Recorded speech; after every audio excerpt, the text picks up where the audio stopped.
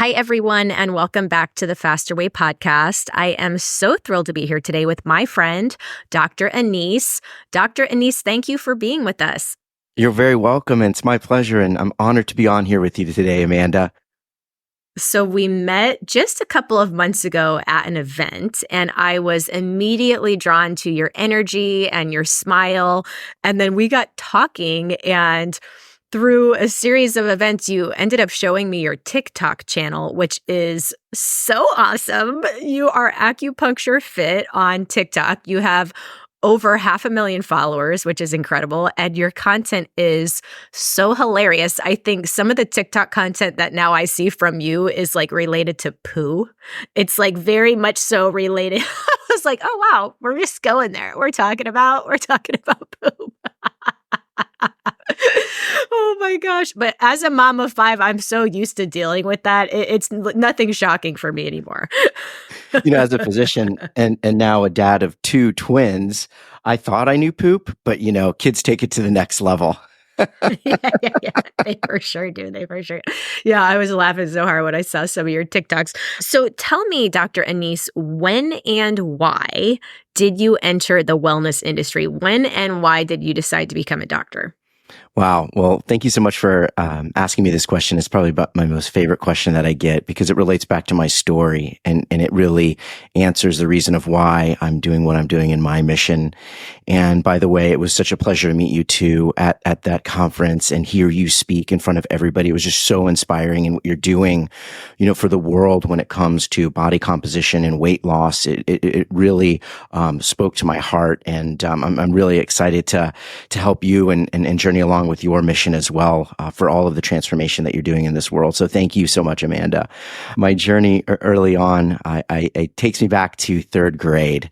Actually, I'll never forget this. So my father's a chiropractor and my mom was in education.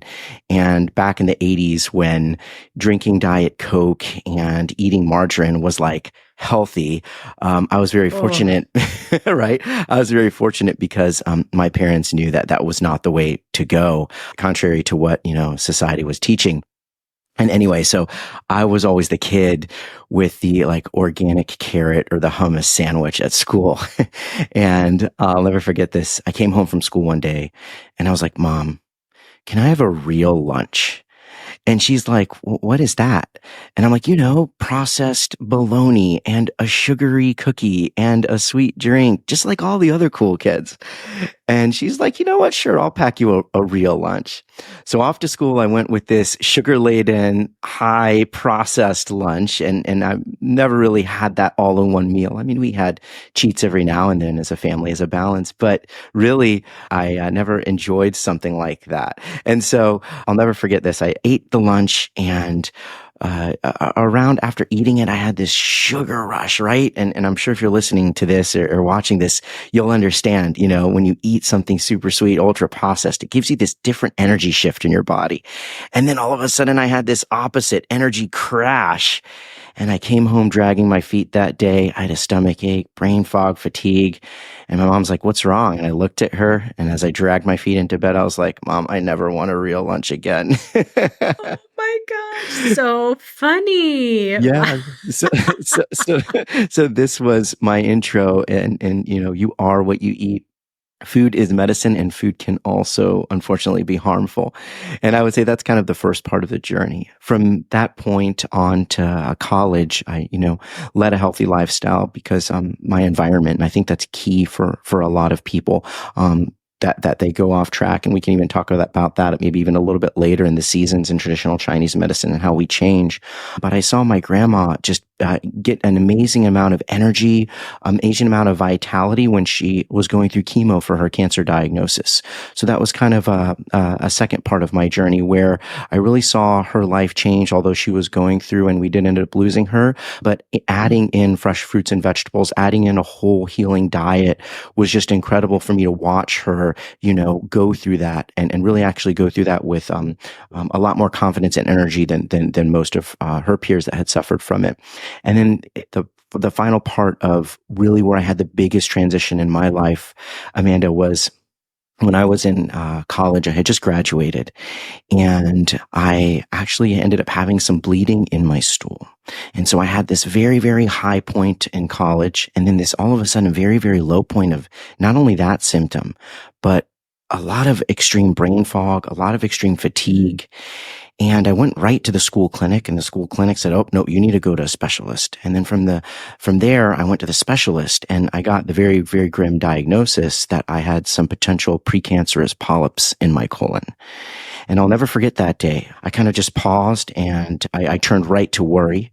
And then slowly I turned that worry into some prayer and some really just guidance and just really self-reflection and thinking on really, I hadn't been treating my body well.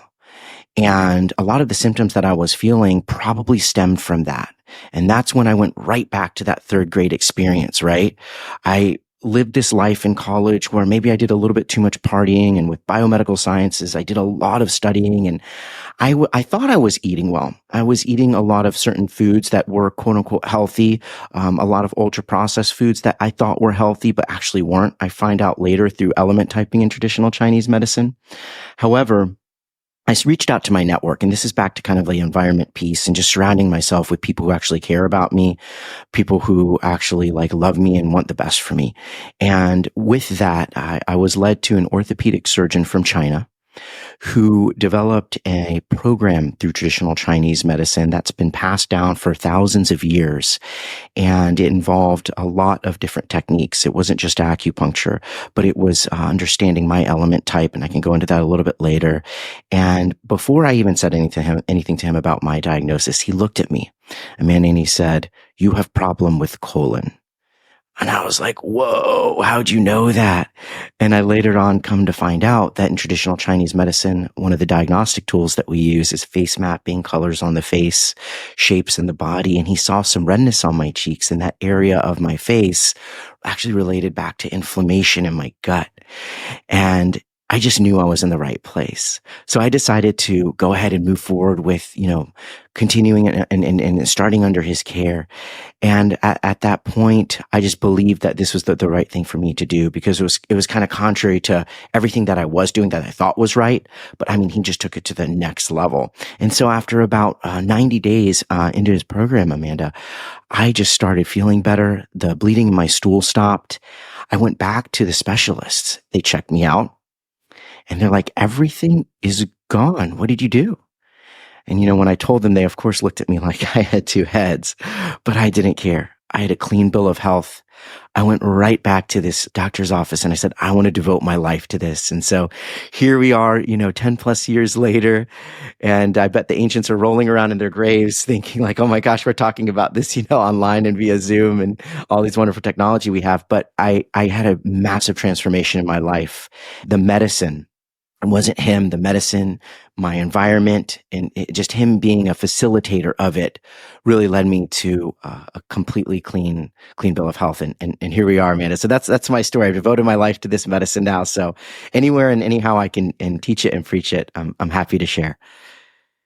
Wow, that is really inspiring. Thank you for sharing your story.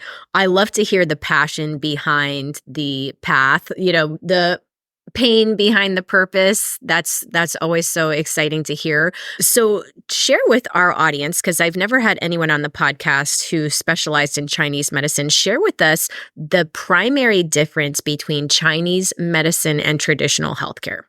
Oh my gosh, that's a very good question. So I like to liken it to this kind of first statement, which is modern medicine. And I'll give a shout out to modern medicine and conventional medicine. It is life-saving. And, truly, if there is an emergency, if there are acute conditions, I always say, thank God for the, chemical reactions that we have in our body, and to be able to pair them with meds. The difference between conventional medicine and traditional Chinese medicine really is traditional Chinese medicine looks at very deeply what's changed. We look at what's new in the body, but we also look at what's changed. If you think about the seasons in the environment, we go from summer to spring to fall to winter, and we cycle and we change. And as we change, there might be some struggle, but after the struggle, we have this like rebirth, right? And with conventional medicine, they mostly look at like what's new. What is new? What's the newest, latest, and greatest med? What's the newest and latest, greatest technology, to save lives? However, when it comes to the chronic aspect of how the body heals and how we are made, what conventional medicine really drops a ball on, in my opinion, is looking at the root cause, diving in deep. And what meds do is really, if you're driving a car and a check engine light comes on, think of that as like maybe a symptom in the body. Many times medications, the only thing that they do is they cover up that check engine light. So that would be like taking a black piece of tape and putting it on the check engine light. And so if you continue to drive the car, eventually you're going to either A, need more meds, or it's going to break down. You're not going to be able to drive it anymore, unfortunately. With traditional Chinese medicine, what we bring to the table in integrating that with conventional medicine is we pull the car over. And that takes some time. It takes a little bit heavy lifting. It's not as fast, maybe as far as the results. But once we open up the hood and we look at what's going on and how all the different systems are working together, it's not compartmentalized. It's very, very holistic. I would say high level, Amanda, that is the beauty about diving in deep and really looking at the root causes was really what we focus on more so, and what's changed than what's new in conventional medicine. Yeah. So you've already referenced it just a little bit here, but in your book specifically, The Ancient Guide to Your Body Type, you talk about knowing the primary element in your body. And that's not something I'm familiar with. What do you mean when you talk about the primary element in your body? Oh, that's a great question. And that's actually one of the biggest facets of traditional Chinese medicine. So many people think that if they're going to go see an acupuncture physician or actually even consult with a traditional Chinese medicine practitioner online, they're like, well, how the heck are you going to do acupuncture online? Well, I'm here to tell you, we can't yet. I mean, with the technology and the way it's going, who knows what's going to happen in the future? So you have essential oils, you have herbs, you have all these wonderful modalities, and element typing is one of the modalities. So if you go back thousands of years in time, the ancient practitioners, they didn't have a way to diagnose patients from an objective standpoint. Kind of like when you go to the doctor, you have, MRIs and X-rays, and you have all of these awesome diagnostic tools that can show into the body and what is going on. So what the practitioners and the ancients had to do, and they were forced to do because they didn't have a lot of the distractions of the modern world, is they realized that our environment, the external, has an impact on the internal, and it's all related in some way and shape and form. So, Amanda, have you ever heard of like a personality, and I'm sure you have, profile such as the Myers-Briggs or the Enneagram? Right. So you want to think about the elements as the most ancient form of a health personality profile. And this again was developed thousands of years and has just been refined, and really it's what I've devoted my life work to. So the ancients were sitting around, as they were doing in the fields, making their teas and brewing this and that. And they realized as they watched the animals, let's say like in the jungle, a giraffe has a very long neck and it eats treetop. A lion is very muscular and it's low to the ground and it prowls and it eats meat. And they realized that, well, each of these beings have kind of a different shape. And it's very, very interesting that they will eat a certain way. They'll actually, quote unquote, exercise or run a certain way. And they thought, gosh, well, as humans, we can kind of categorize different people in different, what we say, body types, and kind of how the big man upstairs made them, right? And so what they did was they started pairing the way a giraffe ate for some element types or body types. They're interchangeable terms. And or they started pairing the way a lion would eat. And they realized some body types, some elements would absolutely thrive on a giraffe diet, and others maybe not so much. Some would thrive on a lion diet, right? A high maybe meat diet, and others not so much. So this is how it was developed kind of in the food aspect. Now, actually, Amanda, there have been modern studies done on this concept of the 5 elements, and they liken it to the cellular level, noting that incorporating this theory could lead to a better understanding of the relationship between the cells. So if you get it right on the cellular level, then you'll get it right on the physical, mental, social, emotional, level and even spiritual level. There was even another study that suggests that different music affects our body. And that was actually done with post-stroke patients that were suffering from depression. When they went through their element protocol, the element type protocol, and figured it out, they noticed that a lot of their depression was eased and uplifted. Wow. That's so interesting. So, how many elements are there? And is there a way for you to now tell me what my element is and if I should eat like a giraffe or a lion? Absolutely. I wish it was just that quick. So to answer your question in the two parts, there is earth, fire, metal, water, and wood. And I know it sounds like Power Rangers, but I promise you, it's not that. What they did was they started to label the way people move, the way people ate, like even the colors of food. So for instance, a fire element, they labeled it fire because fires actually should eat more of like a keto, a high carnivore diet. Right. And it's interesting that fire is red. And so you'll see this a lot as maybe you're interested in diving into this even further, that they liken it to different elements of the earth. That's why we call it the elements. You, Amanda, I'm starting to understand what your element is. We do have a free assessment that I created. It's very intro, but it's just a fun way to kind of start to categorize them. So there's a multifaceted approach on how we figure out somebody's element. So we don't look at objectively, like how you're shaped, how you move about life, but we also get an assessment on like, what are your greatest symptoms? We'll see patterns of symptoms that happen. So let's say on an emotional level, if somebody is more angry, we start to categorize that as the liver element type. If you think about when somebody's angry and they get fussy and stressed out, well, their eyes start to get red. And then what we'll do is we'll look at somebody's eyes. We're like, well, why are your eyes always red? Well, Chinese medicine states that likes treat like, and you can compare. If you think about the shape of an eye, what does it look like? It looks like a liver. And so we start to match and bring in these comparisons and we start to dive in. And now everybody has all of the elements in them. So some are more dominant than others. And that's what we discover. We discover what are the more dominant elements in your life. And we move to, and I've seen this in practice time and time again with hundreds of patients, if we move to really focusing on your elements, how you move through your elements, how you eat with your elements, we see a lot of these check engine lights, these symptoms in the body really just subside. And if you go to your doctor without symptoms, what can they diagnose you with, right? So interesting. Okay, I have to do your free assessment. I'm just so curious. It's funny that you said the fire element does better with more of a keto diet because anytime I think of keto, I think of red and fire because a lot of the keto products on the market have those elements on the packaging, which I'm sure was on purpose. So now I'm like, I always have a marketing and a branding hat on. So I'm like thinking about it from that standpoint as well. That's so interesting. Okay. Would you say it's possible for us to recognize certain symptoms to signal the elements are off in our bodies? And then what do we do? So if you say you kind of mentioned the red eyes could be that the liver element is off. Is it the liver element that's off? Maybe I'm saying it the wrong way, but maybe I'll share with you some of the symptoms that I have, and then you tell me what element it could be related to. So I would say kind of my biggest health pain points, insomnia. So I'll be up kind of in the middle of the night, just worrying, stressed. And then what else do I deal with? I mean, I would say insomnia is a really big one. Is it trouble staying And asleep or then falling asleep?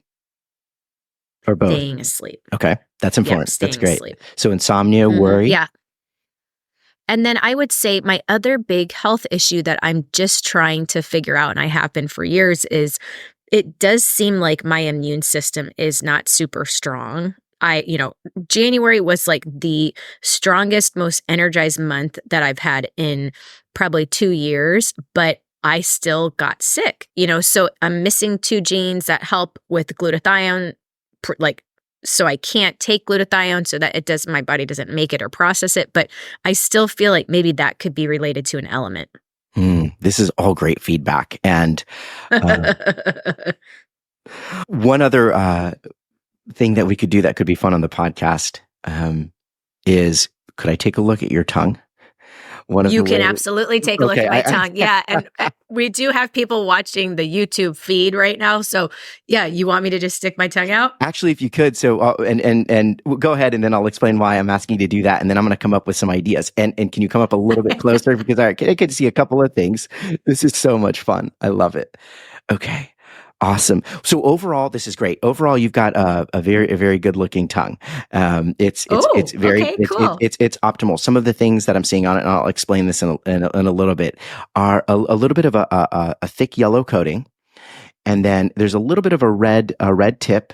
I don't see any teeth marks, which is surprising. And I'll kind of go into that in a little bit too. And I see a little bit of cracks in the middle. So how I was talking earlier about the elements being a diagnostic tool in traditional Chinese medicine, well, so is tongue diagnosis. So when we look at somebody's tongue, it can tell us a lot about somebody because it's the only muscle in the body that's not covered by skin. And the ancients are just so brilliant because they discovered these things about our body, about our environment.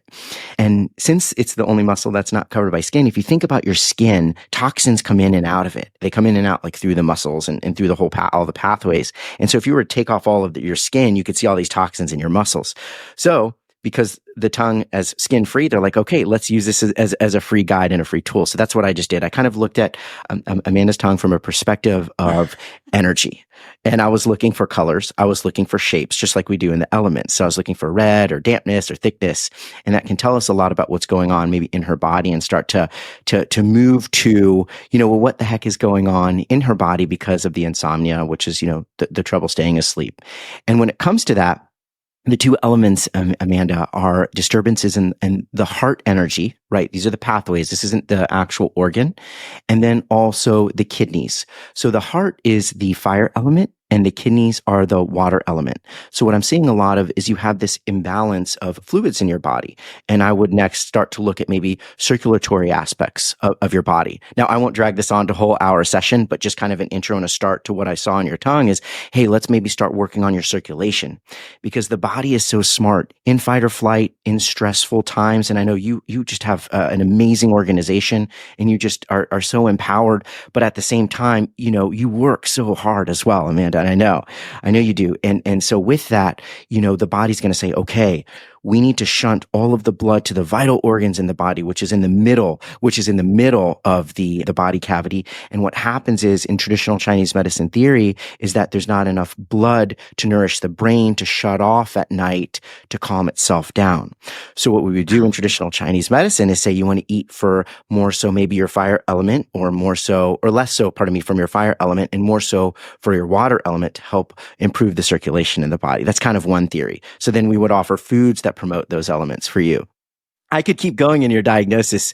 That's probably one of about Yes. a couple of other things if you Do it. want. What else does my tongue tell you? I love it. This is Yeah, so what great. else? I know, I love it. And this is how we could do this all virtually, which is what I love. So you had brought up a low immune system, and this suggests weakness or deficiency in the body's in Chinese medicine. I don't like to say this word that often because it sounds weird. It's called qi or it's defensive qi. That's just another word for your immune system or energy.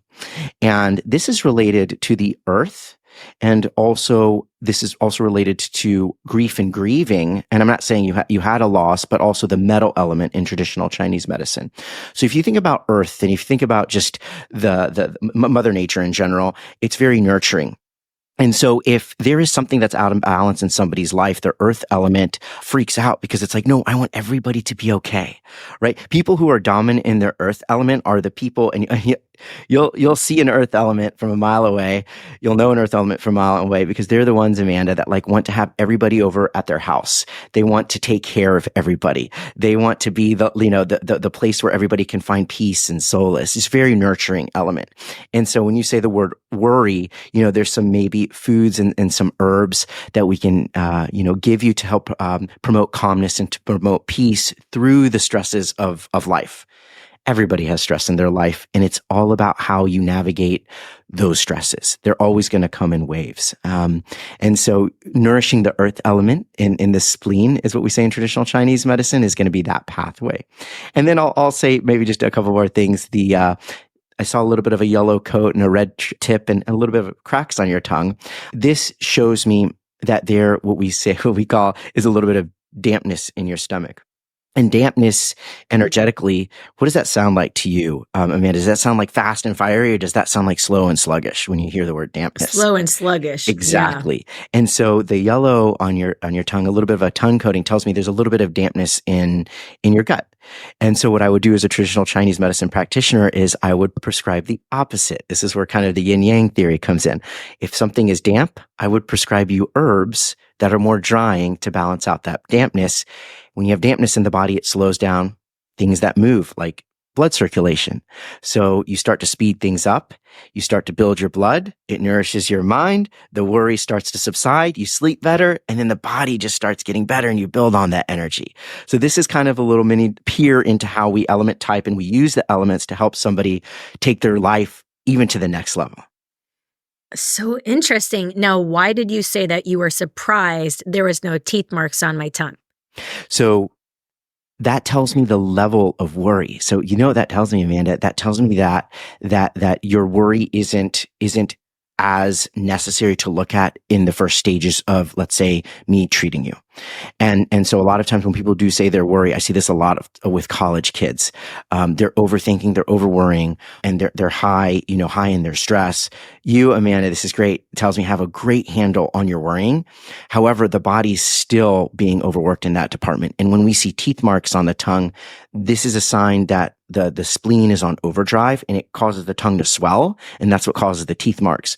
So for you, then I would do a more element approach of an earth regimen if I saw that. But because I didn't see that, we're going to probably look to the fire and water elements in your body. Oh my gosh. Okay, this is so fun because it's so different than anything I've heard before, anything our Fast Away community has really been exposed to. So you are an acupuncturist as well, and you are kind of describing some additional ways that you would help clients enjoy better health. That's with herbs. Is there anything else that you, as a Chinese medicine expert, would say, okay, it's acupuncture, it's herbs, it's this one other thing? Like what else are you doing in regard to pulling levers to help people optimize their health and wellness? Well, I mean, I'm not the only one that is doing it. Actually, you're doing it as well. I want to tell you, in researching your program after I met you, believe it or not, you are incorporating a lot of traditional Chinese medicine techniques into your program. Really? So yeah, high intensity interval training, intermittent fasting, Yep. eating a clean diet are all part of traditional Chinese medicine. And Got it. That's yeah. great to hear. Oh yeah, no, it's great. So if you're in Amanda's program right now, like you're doing it, or if you're thinking about doing Amanda's program, like you're going to get this. And TCM recognizes the importance of movement for promoting circulation and vitality. I love your workout videos. I went and watched some of them. They're just so awesome.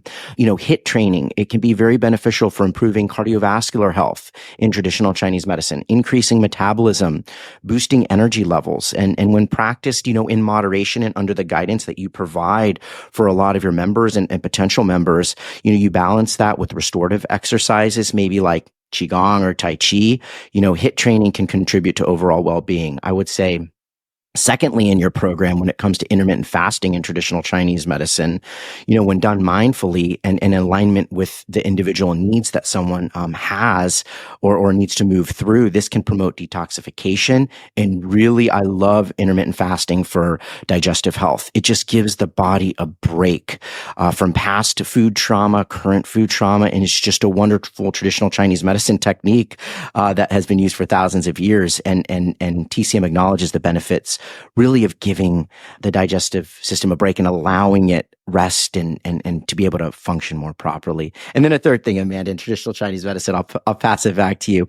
But when we're talking about eating clean, let's say maybe it's gluten-free or grain-free or dairy-free eating, traditional Chinese medicine really emphasizes the importance of a dietary balance, to choose foods that support overall health, that support vitality, and eliminating maybe some of these foods, even including dairy, really looks to help reduce the inflammation in the body and to really support the gut of an individual, by avoiding these substances. So opting in for whole unprocessed foods, depending on your dominant element type as well, like fruits and veggies and lean proteins, will truly nourish the body. And so another yet aspect of traditional Chinese medicine that you are fully promoting in the world. Who would have known? I love that. Okay, so we only have a couple minutes left, but I want to hear about the 5 point scalp massage because who doesn't love a scalp massage? Tell me more about this and what it does to help support our bodies. Oh my gosh, I love this. So, this can be done via either acupressure or acupuncture. I'll dive into the acupuncture for a couple minutes and move to the acupressure because massage just sounds so nice. And gosh, who wants, acupuncture? Oh, there's, so many patients that come into my office, they're like, well, the biggest question we get is does acupuncture hurt? And I will tell you this. And I don't know if, have you ever had acupuncture, Amanda? I have. Yeah, I had it before delivering two or three of my babies. I would do it like toward the end of pregnancy. Okay, that's amazing. So, how was your experience with it? Would you recommend acupuncture to other people, or was it traumatic? It was definitely not traumatic. It was relaxing. At the time, I remember I was lying on my side. I would get, the little needles in different areas of my hands, my back, my feet, my ankles. I would listen to hypnobirthing tracks. So, I mean, I literally went for acupuncture and probably showed up at my chiropractor around noon and then by 4 p.m. had the baby. So I mean it definitely worked. Absolutely. No, that's great. I love to hear that story. And it's wonderful for pregnancy. It's wonderful for labor induction and it works. So the biggest reason why a lot of people don't look to acupuncture, whether it's scalp acupuncture or whether it's body point acupuncture, is they really think that a lot of people think it's like a shot and that we're injecting a substance. So a vast majority of the time, if you're listening to this, I want to encourage you to look into acupuncture because if done right, it really doesn't hurt. At the most, it might feel like a mosquito bite. But once the instruments are in, what happens is that the metal instruments, they create this reaction in the body. And the legal definition of acupuncture is the stimulation of neurovascular bundles for the release of endorphins in the body, right? To help the body feel better. So once somebody has the acupuncture instruments in them and they're lying there, you feel this sort of like euphoric sensation, this relaxing sensation. Secondly, if you were to take an acupuncture instrument and put it under the microscope, it would be actually blunt like my pinky. If you were to take a shot or a needle and put it under a microscope, it would be serrated. So when that cuts through the skin, it hurts really, really bad and fluid's injected. Well, an acupuncture instrument microscopically moves the nerve endings left and right. And upon insertion, like I said, a vast majority of the time, it might feel like at the most a mosquito bite, if not nothing at all, if done right. So I want to encourage you to try it. You can fit about 12 to 15 instruments inside a standard hypodermic needle. They're super thin, size of a cat's whisker or two hairs. So the technique that I practice, now that we know that acupuncture is very safe, it's effective, that the technique that I practiced was passed down. There are a certain number of families in the traditional Chinese medicine world that developed all of the techniques that are practiced today. And very fortunately enough, I was able to learn from this doctor that saved my life, his family's technique that's been passed down, y'all, for like 5,000 years, unchanged. And I always tell people, what lasts 5,000 years that's not legitimate, right? And so what this is, I love this because I have autistic kids. I have people that suffer from PTSD, patients that are going through chemotherapy, trauma, both virtually and in practice that we help. And so they get to just sit in a chair. They get to read a book and they have 5 points in the head. Sometimes we'll do a couple of body points, but I just love it because they sit there, they talk, and they just kind of enjoy the session. So you can either receive this scalp acupuncture with the actual instruments, or you can, there's acupressure techniques that feel really, really good. Now, those sessions take a little bit longer. Why I like acupuncture specifically, especially if you're a busy mom and listening to this, like you're in, you get the treatment and you're out. Yes, you all deserve a massage and you should all go get that. So just however your schedule permits, getting scalp acupuncture with the instruments or a massage is definitely a must in your regimen and self-care. I love that. Okay, I'm going to have to totally try that. Dr. Anise, you are so awesome. I love your energy. I love how you explained Chinese medicine and how many of the elements of Chinese medicine we are actually incorporating into our faster way lifestyle. Where can we find you online? Oh my gosh, this is great. And you're very welcome, Amanda. I'm very honored to be on here and to just really speak to your community. It really has been a pleasure. So thank you. So the best way to find find me is across social media platforms, Instagram, YouTube, and of course the great TikTok platform where we're just preaching and teaching all about this. It's at Acupuncture Fit. And if you're interested in taking the free assessment, that's on your elements. That's over at elementtype.com. Again, that's elementtype.com. And if you're interested ever to dive into and deeper into like a one-on-one consultation, you can just head on over to calldranise.com. That's calldranise.com. Calldranise.com. Amazing. Well, thank you so much for taking the time. Many of us are going to go follow you on TikTok and Instagram. I'm definitely going to do that element quiz for sure. And I appreciate you telling me a little bit more about my tongue. You're very welcome, Amanda. I'm down the highway on I-4. So if you ever need me to come out there, I'd love to give you maybe a hands-on treatment. We could go live or something like that. I'll give you the scalp acupuncture treatment, but in any way I can serve you, serve the community, because what you're doing and an impact on this world is just so remarkable to me. I love your heart and your mission. Thank you so much again. Thank you so much. Bye, everyone.